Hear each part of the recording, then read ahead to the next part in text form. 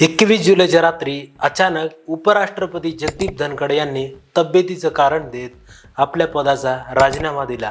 पण खरं कारण हे फक्त आजारीपणा नव्हतं. खऱ्या कारणांची शृंखला इतकी धक्कादायक आहे की अख्खा देश गोंधळून गेला. आज आपण त्या 3 लपवलेल्या कारणांची उकल करणार आहोत. धनखड यांच्या राजीनाम्यामागील खरी कारणं कोणत्याही सोशल मीडिया किंवा न्यूज चॅनलवर सांगितलेली नाहीत. आजच्या व्हिडिओमध्ये आपण माजी उपराष्ट्रपती जगदीप धनखड यांच्या राजीनाम्यामागील खरी कारणं काय आहेत याबद्दल सविस्तर चर्चा करणार आहोत. नमस्कार मित्रांनो, माझं नाव आहे अमोल आणि आता तुम्ही बघायला सुरुवात केलात द डिटेल चॅनल. कोणताही अवघड विषय एकदम सोप्या भाषेत समजून घेण्यासाठी द डिटेल चॅनलला सबस्क्राईब करा. व्हिडिओमध्ये पुढे जाण्याअगोदर जगदीप धनखड यांची कौटुंबिक पार्श्वभूमी आणि राजकीय कारकिर्दीबद्दल थोडक्यात आढावा घेऊया. जगदीप धनखड यांचा जन्म 18 मे 1951 रोजी राजस्थानच्या झुंझुनू जिल्ह्यातील किठाणा गावात हिंदू जाट शेतकरी कुटुंबात झाला. त्यांचे वडील गोकलचंद आणि आई केसरी देवी होती. धनखड यांनी त्यांचं प्राथमिक शिक्षण किठाणा गावातील सरकारी प्राथमिक शाळेतून पूर्ण केलं. त्यानंतर त्यांनी घरापासून अनेक किलोमीटर चालत जाऊन त्यांचं माध्यमिक शिक्षण पूर्ण केलं. त्यांनी राजस्थान विद्यापीठातून BSc आणि LLB पदवी घेतली. पत्नी सुदेश धनखड यांच्याशी 1979 मध्ये लग्न केले आणि त्याच वर्षी राजस्थान बार काउन्सिलमधून वकील झाले. 1990 पर्यंत धनखड यांनी सुप्रीम कोर्ट आणि देशातल्या विविध हायकोर्टांमध्ये वरिष्ठ वकील म्हणून काम केलं. ते राजस्थान हायकोर्टाच्या बार असोसिएशनचे अध्यक्ष सुद्धा राहिले आहेत. 1989 ते 1991 पर्यंत राजस्थानमधील झुंझुनू येथून खासदार राहिले. 1993 ते 1998 पर्यंत राजस्थान विधानसभेत आमदार म्हणून त्यांनी काम केलं. त्यानंतर त्यांनी कधीही मागे वळून पाहिलं नाही. 30 जुलै 2019 रोजी पश्चिम बंगालच्या राज्यपाल पदाची शपथ घेतली आणि 2022 पर्यंत ते या पदावर राहिले. त्यानंतर ते 2022 ते 2025 पर्यंत भारताचे 14वे उपराष्ट्रपती बनले. धनखड कायदेतज्ञ तर होतेच, त्यासोबतच भाजप, काँग्रेस आणि जनता दलशी देखील संबंधित होते. उपराष्ट्रपती पदासोबतच राज्यसभेच्या अध्यक्षपदाची भूमिका त्यांनी चोख बजावली. हा होता धनखड यांचा वैयक्तिक बायोडेटा. उपराष्ट्रपती धनखड यांनी राजीनामा देण्यामागील 3 खरी कारणं काय होती? चला तर मग त्या 3 कारणांवर एक एक करून चर्चा करूया. धनखड यांच्या राजीनाम्यामागील पहिले कारण म्हणजे महाभियोग प्रस्ताव स्वीकारणे. NDA सरकार जस्टिस यशवंत वर्मा यांना हटवण्यासाठी लोकसभेत प्रस्ताव आणत होतं. चालू वर्षाच्या 2025च्या मार्च महिन्यामध्ये इलाहाबाद हायकोर्टाचे जस्टिस यशवंत वर्मा यांच्या सरकारी बंगल्याच्या स्टोर रूमला आग लागली. स्टोर रूमची आग विझल्यानंतर देशात खरा वणवा पेटला. न्यायमूर्ती वर्मा यांच्या घरातून सुमारे 15 कोटी रुपयांच्या जळालेल्या नोटांचा 1.5 फूट उंच ढिगारा सापडल्याचा आरोप झाला. NDA सरकार भ्रष्टाचाराविरुद्ध कठोर कारवाई करते ही प्रतिमा जनतेला दाखविण्याचा सरकार प्रयत्न करत होते. काहीही करून सरकारवर कोणी बोट दाखवू नये यासाठी जस्टिस वर्मावर सरकारने कारवाईचा बडगा उचलला.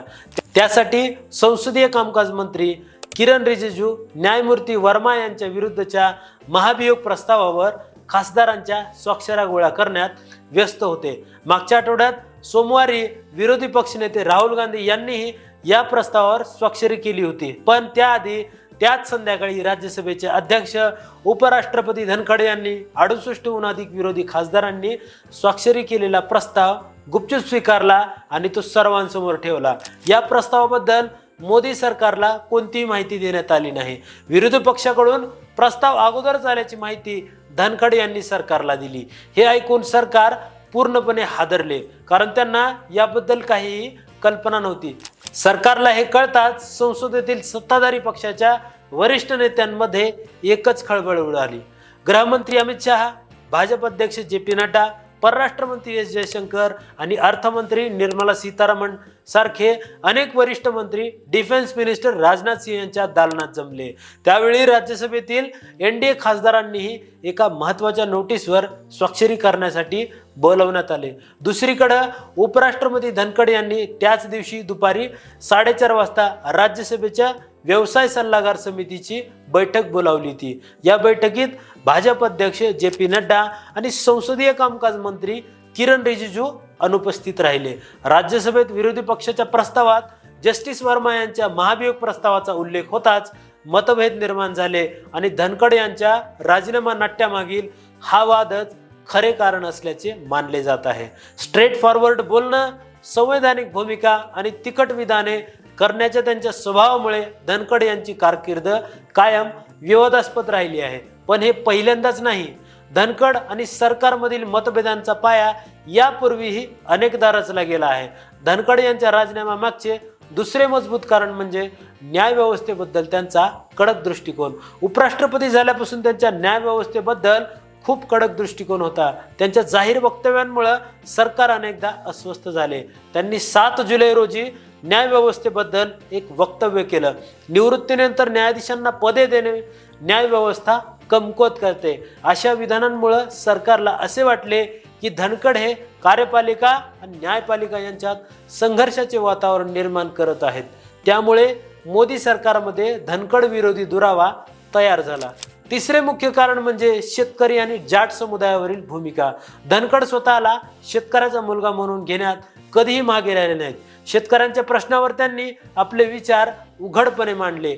ICARच्या शताब्दी समारंभात धनखड यांनी कृषी मंत्री शिवराज सिंह चौहान यांच्या समोर एक जाहीर विधान केलं, किसान अभी भी विरोध क्यों कर रहे हैं, क्योंकि उन्हें वो नहीं मिला जिसका वादा किया था। स्वतःला शेतकरी म्हणून घेण्यासोबतच त्यांनी जाहीरपणे आपल्या जातीचा अभिमानही दाखवला। याच वर्षी झालेल्या जाट समुदायाच्या एका कार्यक्रमात त्यांनी म्हटलं होतं की जाट समाजातील एखाद्याला सचिव बनवले पाहिजे।